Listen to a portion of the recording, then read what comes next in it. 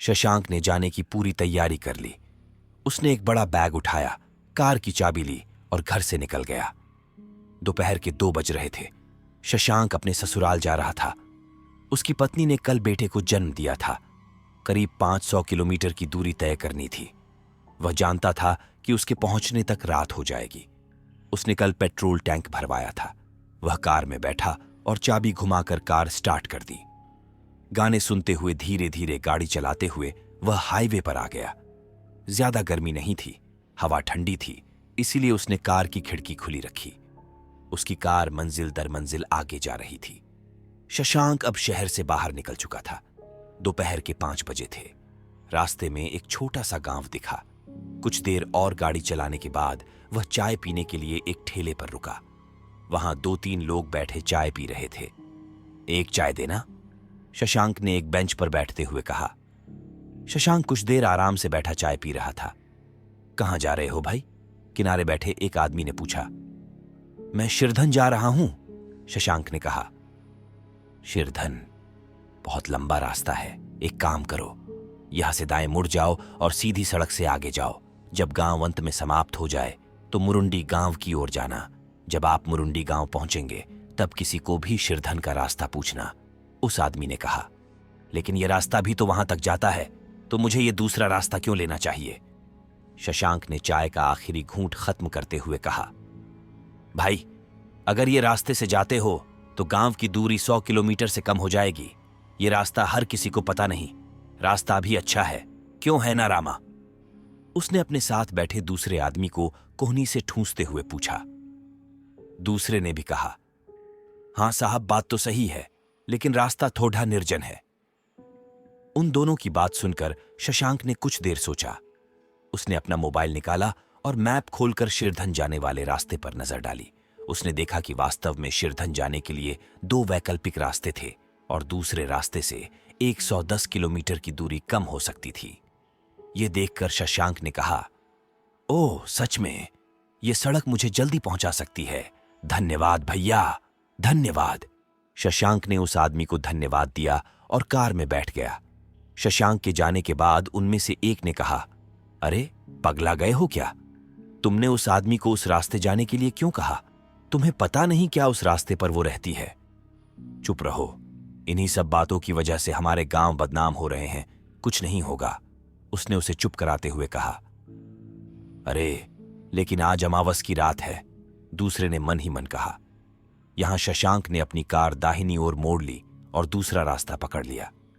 शाम के 5:30 बज रहे थे। शशांक ने अपने मोबाइल में मैप रखा हुआ था, इसलिए उसे कार रोककर किसी से रास्ता पूछने की जरूरत नहीं पड़ी। मन ही मन शशांक बहुत खुश था, क्योंकि वह जल्द ही अपनी पत्नी और बेटे के पास पहुंचने वाला था। 1 और घंटे तक गाड़ी चलाने के बाद वह मुरुंडी गांव पहुंच गया। सर्दी के दिन होने के कारण सूर्यास्त जल्दी हो गया था। वातावरण धीरे धीरे अंधकारमय होता जा रहा था। मुरुंडी गांव की बाहरी सड़क से 2 अलग अलग रास्ते दिख रहे थे। शशांक ने बाईं ओर मुड़ते हुए दूसरा रास्ता अपनाया और आगे बढ़ गया। हालांकि रास्ता ज्यादा चौड़ा नहीं था, लेकिन ज्यादा ऊबड़ खाबड़ भी नहीं था। शशांक धीरे धीरे गाड़ी चलाता हुआ आगे बढ़ रहा था। सड़क पर ज्यादा ट्रैफिक नहीं थी। आसपास बड़े बड़े पेड़ और झाड़ियां दिख रही थीं। जैसे जैसे शशांक आगे बढ़ता गया, उसे इस बात पर आश्चर्य जरूर हुआ कि काफी समय से सड़क पर कोई दूसरी कार नजर नहीं आई थी। शशांक की नजर पेट्रोल के इंडिकेटर पर गई। कार में अब थोड़ा सा पेट्रोल बचा था। थोड़ा आगे चलने पर उसे दूर सड़क के किनारे एक छोटी सी झोपड़ी दिखाई दी। सुनसान सड़क पर काफी देर तक अकेले गाड़ी चलाने के बाद शशांक को उस छोटी झोपड़ी को देखकर राहत मिली। उसने कुछ देर वहीं रुकने का फैसला किया। शशांक झोपड़ी के पास पहुंचा और कार रोक दी। उसने कार से उस झोपड़ी पर एक नजर डाली और निराश हो गया। वहां पर कोई नहीं था। शशांक कार से उतरकर झोपड़ी के पास पहुंचा। वह बहुत पुरानी झोपड़ी थी। 4 बांस गाड़े गए थे और उस पर सूखी घास की छत डाली गई थी और वह सामने से खुली थी। शशांक उस झोपड़ी के सामने दोनों हाथ कमर पर रखकर खड़ा था। वह सोच रहा था कि ये यहां ऐसे उजाड़ स्थान पर क्यों बनाई गई है, जहां एक भी घर दिखाई नहीं देता। उसकी नजर दाहिनी ओर गई और उसे अंदर की ओर जाने वाला एक छोटा सा रास्ता दिखाई दिया। उसने अपनी नजर उस रास्ते से हटा ली जो जंगल के अंदर तक जाता था। शायद अंदर कोई बस्ती होगी, खैर मुझे उससे क्या, ये सोच शशांक पीछे मुड़ गया। जैसे ही वह कार खोलकर अंदर जाने वाला था, उसे सरसराहट सुनाई दी, जिसके बाद हाँफने की आवाज आई। उसने चौंक कर पीछे देखा। सामने के रास्ते से कोई उसकी ओर आ रहा था। वह एक औरत थी। उस सुनसान जगह पर उस अंधेरी रात में उस औरत को देखकर शशांक थोड़ा सहम गया। महिला हाथ में कपड़े का थैला लेकर झोपड़ी के पास आई। उसने हरे रंग की साड़ी पहनी हुई थी। वह लगभग 20 वर्ष की एक दुबली पतली युवती थी। सांवले रंग वाली, लंबी नाक वाली महिला शशांक को देखकर चौंक गई। साड़ी का एक सिरा अपने कंधे पर खींचकर उसने उसे अपने चेहरे पर रखा और उसकी ओर देखती हुई खड़ी रही। शशांक भी कुछ देर तक बिना कुछ कहे उसे देखता रहा। आप कौन हैं? उस औरत ने पूछा। मैं शिरधन जा रहा हूं क्योंकि कार में पेट्रोल खत्म हो रहा है। जैसे ही शशांक कुछ और कहने ही वाला था, महिला जोर से हंसने लगी और बोली, अरे भाई, इस रास्ते पर दूर दूर तक एक भी पेट्रोल पंप नहीं है। लेकिन तुम यहां कैसे? मेरा मतलब है, इस समय इस निर्जन जगह पर अकेले? शशांक ने कतराते हुए पूछा। मैं यही रहती हूं, यहां से थोड़ा अंदर की तरफ हमारा गांव है, उस औरत ने बताया।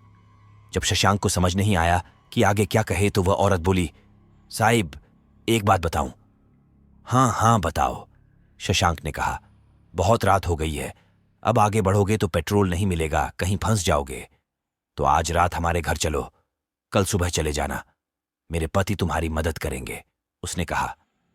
शशांक सोच रहा था, अगर मुझे पेट्रोल नहीं मिला तो बड़ी मुसीबत होगी। आगे जाकर रास्ते में कोई गांव होगा तो ठीक, वरना। औरत ने झट से मुस्कुराते हुए कहा, आगे दूर दूर तक कोई गांव नहीं है। शशांक ने बिना कुछ सोचे कहा, आपकी बात सही है, लेकिन आपका परिवार मुझे घर पर रुकने देगा। उसकी चिंता मत करो, हमारे गांव अक्सर भटके हुए लोग आते हैं, उसने कहा। ठीक है, क्या हम आपके घर तक गाड़ी ले जा सकते हैं? शशांक ने पूछा। औरत ने कहा, वहां तक गाड़ी नहीं जा सकती, हमें पैदल ही जाना होगा। ठीक है, मैं अपना बैग लेता हूं और कार एक तरफ पार्क करता हूं, शशांक ने कार खोलते हुए कहा। वह बिना कुछ कहे स्तब्ध खड़ी थी। शशांक ने अपना बैग लिया और उसके साथ उस कच्चे रास्ते पर चल दिया। आसपास छोटी मोटी झाड़ियां थीं। वहां एकदम अंधेरा था। आसमान में चांद नहीं था। उस डरावने इलाके में सिर्फ महिला के पायल की आवाज ही सुनाई दे रही थी। बार बार शशांक को ऐसा लग रहा था जैसे वह कुछ गलत तो नहीं कर रहा है। महिला बिना कुछ बोले तेज कदमों से चल रही थी। शशांक उसके पीछे चल रहा था। थोड़ा आगे चलने पर सामने एक छोटी सी जलधारा शुरू हो गई। धारा में उथला पानी बह रहा था। धारा के नीचे आने के बाद वे दोनों धीरे धीरे पानी के बीच से चल रहे थे।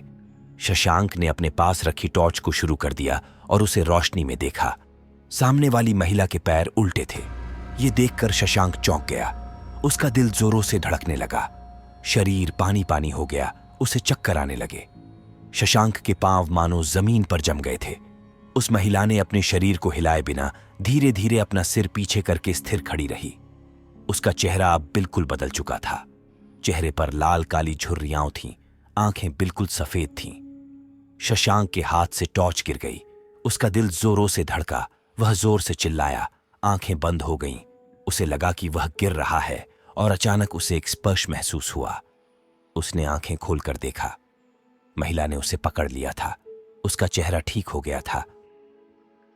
चलो साहब, क्या हुआ? उसने पूछा। उसके ठंडे स्पर्श से बचते हुए शशांक ने हंसते हुए कहा, अब तुम अलग दिख रही हो। कुछ देर पहले तुम्हारे पैर उल्टे थे। क्या बकवास कर रहे हो? क्या साहब, हम तो गांव के गरीब लोग हैं, चलो आगे चलते हैं। उसने फिर शशांक का हाथ पकड़ लिया और उसे आगे खींच लिया। दोनों अब धारा पार करके ऊपर आ गए। सामने एक छोटा सा कुआं था जिसके आगे 50 कदम की दूरी पर एक छोटा सा मकान दिखाई दे रहा था। दोनों आगे आए। महिला ने घर का दरवाजा खोला। घर के अंदर एक छोटा सा दिया जल रहा था। उसने शशांक को बैठने के लिए कंबल बिछाया। शशांक वहीं चुपचाप बैठा रहा। उसने शशांक को पीने के लिए पानी दिया। नहीं, मेरे पास पानी है, शशांक ने इधर उधर देखते हुए कहा, और इतनी देर तक उसे ध्यान ही नहीं रहा कि उसका बैग उसके पास नहीं है। उसके पास टॉर्च या मोबाइल फोन नहीं था। शशांक ने उठते हुए कहा, अरे बाप रे, मेरे पास मोबाइल नहीं है, मेरी बैग भी नहीं दिख रही। बैठिए साहब, हम कल सुबह टी बैग लाएंगे, अभी वहां मत जाना, वो जगह बहुत खराब है। उसने मुस्कुराते हुए कहा, क्या मतलब है तुम्हारा? तुम क्या बात कर रही हो? तुम मुझे अभी अभी वहां से ले आई हो? शशांक की आवाज उठी। गुस्सा मत करो साहब, वह जगह अकेले आदमी को भ्रमित करती है, गलत सलत कुछ दिखता है। उसने गंभीर स्वर में कहा, तो मेरे साथ आओ, हम दोनों जाकर देखते हैं। शशांक ने ऊंची आवाज में कहा, ऐसी बात है तो चलो चलते हैं, और तुम्हारा बैग ले आते हैं। उसने ठंडे स्वर में कहा। दोनों घर से निकल गए। पता नहीं क्या समय हो गया था। बीच बीच में लोमड़ी के रोने की आवाज कान पर गिर रही थी। महिला आगे चल रही थी। कुआं पार करके दोनों नाले के पास आए। शशांक नाले से नीचे आ गया। उसने देखा कि उसके सामने कुछ पड़ा हुआ है।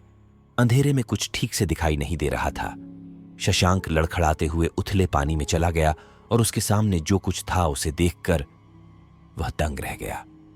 उसके सामने एक आदमी मरा हुआ पड़ा था। उसकी आंखें खुली थीं, मानो उसने मरते समय कोई भयानक चीज देखी हो। उसका मुंह खुला था, मानो मरने से पहले उसने जोर की चीख लगाई हो। वह अजीब तरह से उस पानी में बेजान पड़ा हुआ था। वह शशांक का शव था। शशांक ने, मतलब उसके मृत आत्मा ने, पीछे मुड़कर देखा। महिला उस पर हंसने लगी। उसका चेहरा बदल गया था। आंखें सफेद थीं। एक क्षण में ही वह दौड़ती हुई आगे आई और उसका ठंडा हाथ पकड़कर उसे वापस धारा के उस पार ले गई।